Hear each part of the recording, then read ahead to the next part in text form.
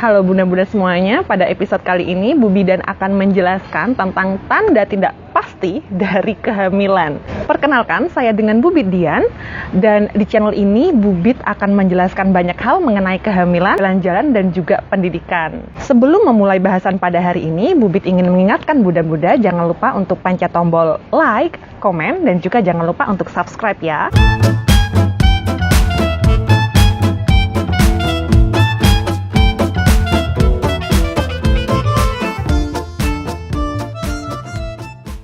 Baik, sekarang Bu Bid akan menjelaskan tentang tanda tidak pasti kehamilan. Nah, kenapa kok Bu Bid akan menceritakan tentang tanda tidak pasti kehamilan ini?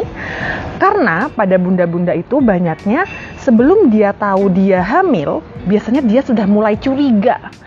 Kok kayaknya aku hamil ya? Kok sepertinya ada sesuatu yang berbeda dengan tubuh saya. Nah, dari sini maka Bu Bidan akan menjelaskan apa saja sih biasanya tanda-tanda tidak pasti ini. Kenapa Bu Bidan bilang ini tanda tidak pasti? Karena tanda-tanda ini adalah tanda-tanda yang subjektif, atau ini adalah tanda-tanda yang bunda sendiri rasakan, tapi masih belum tentu orang lain itu melihat ataupun merasakan bahwa bunda ini sedang hamil. Nah, kalau yang tanda pasti yang bagaimana Bu Bidan? Kalau yang tanda pasti berarti di sini Bu Bidan bisa memastikan, oh Bidan memang benar-benar merasakan adanya janin di sana. Bu Bidan bisa mendengarkan ada detak jantungnya. Tapi kalau misalnya seperti tanda tidak pasti ini masih bisa ya, bisa tidak, begitu. Nah, dari sini maka kita akan belajar apa saja sih tanda-tanda yang tidak pasti ini. Boleh nggak sih bunda-bunda curiga sedang hamil kalau ada tanda-tanda ini? Baik, jadi ini tanda yang pertama, yaitu adanya menstruasi yang terlambat. Baik, nah ini biasanya pada bunda-bunda yang menstruasinya ini lancar dan normal, setiap 28 sampai dengan 35 hari, ini akan menyadari bahwa kok saya telat ya menstruasinya. Harusnya saya tanggal sekian saya sudah menstruasi, tapi ini saya tidak menstruasi. Nah, ini bisa jadi hamil, bisa jadi tidak. Mengapa? Karena pada keadaan-keadaan tertentu seperti stres, kecapean, itu juga bunda-bunda bisa mengalami tidak menstruasi atau misalnya kita sebut sebagai amenorre yang sekunder, begitu.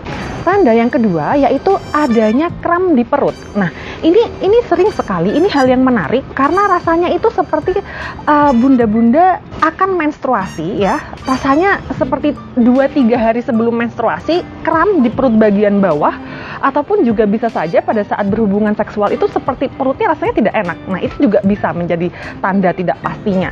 Nah, tanda yang ketiga itu adanya pembengkakan dan nyeri di bagian payudara. Jadi rasanya seperti yang menteng, kemeng, bunda-bunda, itu bisa jadi. Dan bahkan kadang-kadang di bagian areola atau bagian putingnya ya yang berwarna coklat itu lebih menghitam, begitu. Tanda berikutnya yaitu adanya mual. Seperti morning sickness ya, seperti morning sickness, dan juga agak-agak pusing dan rasanya agak-agak nggak enak badan ini, begitu. Tanda yang berikutnya yaitu cepat lelah. Jadi beraktivitas sedikit saja sudah rasanya, aduh saya kok rasanya seperti mau mati. Nah, itu ibaratnya hiperbolnya begitu. Nah, tapi memang benar-benar bunda-bunda ini merasa cepat sekali lelah. Tanda yang berikutnya yaitu suhu tubuh itu rasanya seperti meningkat bunda-bunda. Rasanya seperti demam ya, agak-agak demam, agak-agak sumer badan ini, tapi tidak sumer. Tapi rasanya memang meningkat suhu tubuhnya. Nah, ini bisa jadi tanda tidak pasti kehamilan. Mengapa? Karena pada saat bakal calon janin ini melekat di rahim kita, itu metabolisme tubuh kita itu mulai meningkat. Akhirnya suhu tubuh kita itu juga mulai meningkat, begitu. Tanda yang berikutnya yaitu adanya flek berwarna merah kecoklatan, dan ini biasanya terjadi di pada saat bakal calon janin ini melekat pada rahim. Jadi ada sedikit perdarahan di sana dan agak nyeri sedikit di perut bagian bawah. Baik, itulah tanda-tanda tidak pasti dari kehamilan ya. Ini bisa Bu Bidan bilang bahwa ini adalah tanda subjektif dari bunda-bundanya sendiri, dan ini bisa jadi benar, bisa jadi tidak.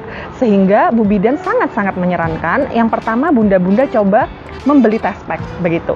Jika test pack ini masih garis 2-nya samar, di video sebelumnya Bu Bidan sudah menjelaskan apa yang harus kita lakukan jika test pack di garis keduanya ini samar, begitu ya. Jadi bunda-bunda silahkan menonton video di sana. Dan kemudian apalagi yang harus Bunda lakukan jika terjadi hal ini?